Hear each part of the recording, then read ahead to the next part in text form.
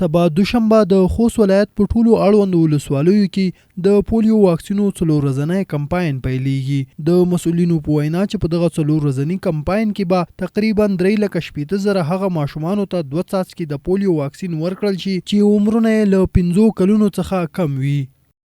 خوشحاله یم چې سبا ورځ د پولیو ناعلاجه مرض په وړاندې ملي کمپاین شروع کیږي چې په هغه کې به موږ د 15 کلنۍ څخه لاندې ماشوم ته د پولیو واکسین ورکوو.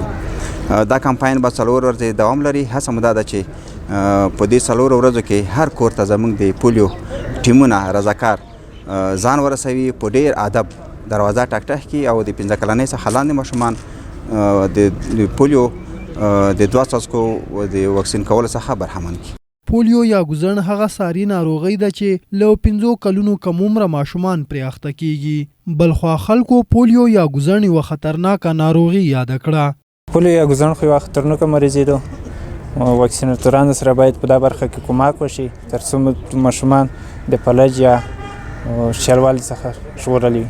یو ته دا وینا ده چې خپل ماشومان په سالمه توګه وروزي او د واکسیناتورانو سره کومک وکړي تر څو په راتلونکي کې ماشومان له خطراتو څخه بچ. د یادولو وړ ده چې افغانستان او پاکستان هغه 2 هیوادونه دي چې لا هم د پولیو یا ګوزڼ ساري ناروغۍ پکې شته چې وخت نا وخته په هیواد کې د مثبتو پیښو لامل ګرځي.